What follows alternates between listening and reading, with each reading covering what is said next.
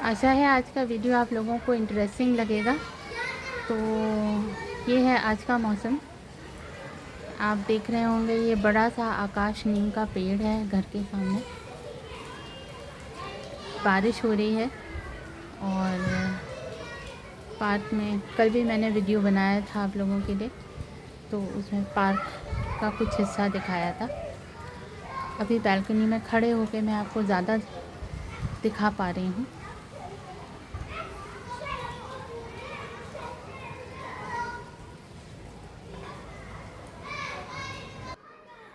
तो दोस्तों, आपने बाहर का मौसम देखा और बहुत ही अच्छा वातावरण हो रहा है, एकदम ठंडी हवा आ रही है और बीच बीच में आपको बच्चों के खेलने की आवाज़ आएगी, क्योंकि मैं बैल्कनी से अब अंदर आ गई हूँ। रूम में बैठ के वीडियो बना रही हूँ, नहीं तो सारे टाइम आपको बच्चों की ही आवाज़ सुनाई देती रहेगी। तो जैसा कि मैंने कहा कि मैं आप लोगों के साथ गीता के विषय में बात करूँगी। और हमारी गीता जो कि है वो एक पॉकेट साइज़ की गीता है, तो बहुत ज़्यादा टाइम नहीं लगेगा पूरी गीता समझने में। आज मैं आपको गीता के प्रधान विषयों के बारे में बताऊंगी। गीता जैसे शुरू होती है, बहुत सारे श्लोक हैं इसमें और बहुत सारे अध्याय हैं। तो हम एक एक अध्याय और एक एक श्लोक के बारे में देखेंगे। लेकिन आप घबराएं ना कि इतने सारे श्लोक और इतने सारे अध्याय हमें सुनने पड़ेंगे, क्योंकि मैं संस्कृत में नहीं बोलूँगी, मैं सिर्फ हिंदी में देख के बोलूँगी और इससे आप लोगों को अंदाज़ा लगेगा कि एक एक अध्याय से हमें क्या पढ़ना है। तो प्रधान विषयों में हम सबसे पहला लेंगे अर्जुन विषाद योग। ये चैप्टर नंबर 1 है और ये श्लोक 1 से श्लोक 47 तक है। इस अध्याय में ये बताया गया है कि दोनों सेनाओं के प्रधान शूरवीर और सामर्थ्य लोगों का जो जो कथन है, उनकी क्या गणना थी और उन लोगों के क्या कथन थे युद्ध क्षेत्र में, उस बारे में बताया गया है। फिर उसके बाद दोनों सेनाओं की शंख ध्वनि के बारे में बताया गया है। जैसा कि आप जानते होंगे कि उस ज़माने में लोगों के अपने अपने शस्त्र होते थे, शंख होते थे, अपनी अपनी वस्तुएं होती थी और हर चीज़ का एक निश्चित नाम दिया जाता था। तो वो भी हम देखेंगे।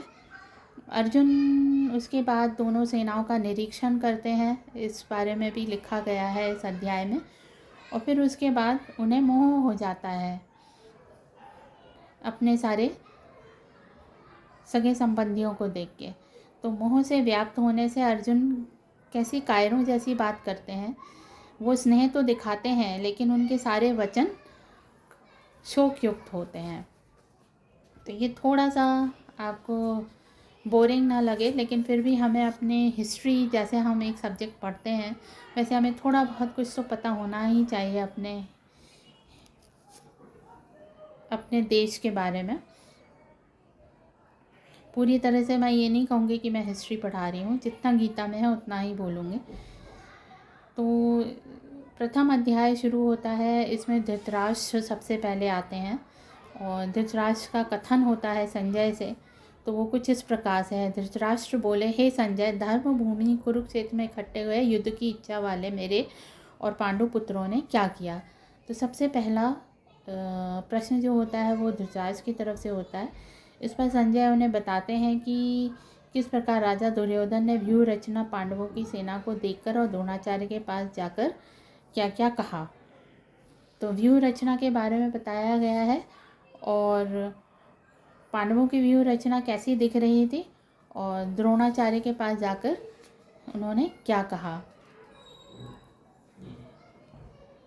हे आचार्य, आपके बुद्धिमान शिष्य द्रुपद पुत्र धृष्टद्युम्न व्यूहाकार खड़ी की हुई पांडु पुत्रों की इस भारी सेना को देखिए। तो आचार्य को दिखाया जा रहा है कि किस तरह से उस व्यूह रचना की गई है और किस तरह से पांडुपुत्र की सेना बहुत बड़ी और विशाल लग रही है। इस सेना में बड़े बड़े धनुष वाले युद्ध में भीम और अर्जुन के समान बहुत से शूरवीर हैं, जैसे सात्यकी और विराट तथा महारथी राजा द्रुपद। बहुत लोगों ने गीता शायद पहले ना पढ़ी हो या महाभारत पहले कभी ना देखी हो, तो हो सकता है उन्हें भीम अर्जुन जैसे नाम तो पता हो, पर और दूसरे नाम ना पता हो। इसलिए मैं जानबूझकर ये वाला अध्याय पढ़ रही हूँ, जिससे हमें कुछ नामों के बारे में भी जानकारी हो कि युद्ध में कैसे लोग और कौन कौन शामिल थे। तो इसमें सात्यकी और विराट तथा महाराज द्रुपद का वर्णन किया गया है। और दृश्यकेतु, चिकितान, बलवान काशीराज, पुरोजित, कुंतीभोज और मनुष्य में श्रेष्ठ शैव्य। तो ये कुछ नाम और बताए गए हैं। और पराक्रम में बलवान, उत्तमौजा, सुभद्रा पुत्र, अभिमन्यु और द्रौपदी के 5 पुत्र, यह सभी महारथी हैं। तो कौन कौन है पांडवों की तरफ से युद्ध में, ये बताया गया है। हे ब्राह्मण श्रेष्ठ, हमारे पक्ष में भी जो प्रधान है, तो अब कौरवों पांडवों के बारे में बताने के बाद संजय जो हैं दुश्शासन से, उनकी सेना के बारे में बता रहे हैं। हे ब्राह्मण श्रेष्ठ, हमारे पक्ष में भी जो प्रधान हैं उनको आप समझ लीजिए। आपके जानने के लिए मेरी सेना में जो सेनापति हैं उनको कहता हूँ।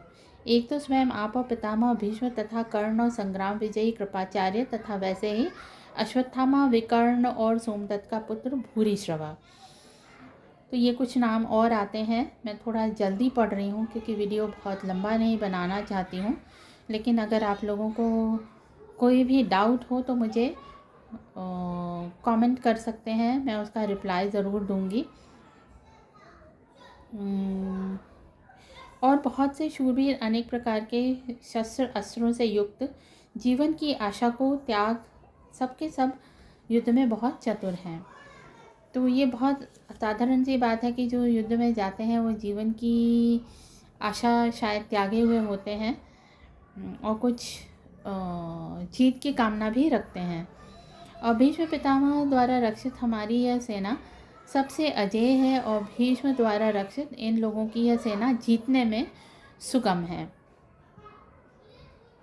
तो जैसा कि मैंने कहा कि जीत की आशा रखते हैं, संजय यही धृतराष्ट्र को समझा रहे हैं। इसलिए सब मोर्चों पर अपनी अपनी जगह स्थित रहते हुए आप लोग सबके सभी निसंदेह भीष्म पितामह की सब ओर से रक्षा करें। तो जैसा कि होता है सेनापति की रक्षा करनी होती है, उसी तरह भीष्म पितामह की रक्षा के बारे में बताया जा रहा है। इस प्रकार द्रोणाचार्य से कहते हुए अर्जुन के वचनों को सुनकर कौरवों के वृद्ध बड़े प्रतापी पितामह भीष्म ने उन दुर्योधन के हृदय में हर्ष उत्पन्न करते हुए उच्च स्वर में सिंह की नाद के समान गर्जकार शंख बजाया। तो युद्ध का शंख बजा। उसके उपरांत शंख और नगाड़े तथा ढोल, मृदंग और नृत्य आदि बाजे एक साथ ही बजे। उनका वह बड़ा भयंकर शब्द हुआ। इसके अनंतर सफ़ेद घोड़ों से युक्त उत्तम रथ में बैठे हुए श्री कृष्ण महाराज और अर्जुन ने भी अलौकिक शंख बजाए। तो जैसा कि हम देखते हैं कि हर चीज़ का वर्णन बड़े विस्तार से दिया हुआ है। उनमें श्री कृष्ण महाराज ने पांचजन्य नामक शंख बजाया और अर्जुन ने देवदत्त नामक शंख बजाया। भयानक कर्म वाले भीमसेन ने पौंड्र नामक महाशंख बजाया। कुंती पुत्र राजा युधिष्ठिर ने अनंत विजय नामक शंख और नकुल तथा सहदेव ने सुघोष और मणि पुष्पक नाम वाले शंख बजाए। श्रेष्ठ धनुष वाला काशीराज और महारथी शिखंडी और दुष्यंत तथा राजा विराट और अजय सात्यकी, ये सब भी वहाँ पे उपस्थित थे।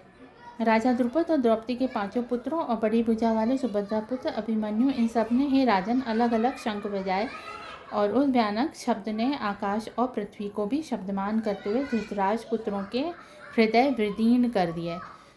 तो यह जो संवाद था, मैं सिर्फ 10 मिनट का वीडियो बनाऊंगी, 10 मिनट से ज़्यादा का वीडियो नहीं बनाऊंगी, जिससे आप लोगों को ज़्यादा भारी ना लगे, क्योंकि ये हिंदी भाषा थोड़ी सी क्लिष्ट लग सकती है कुछ लोगों को।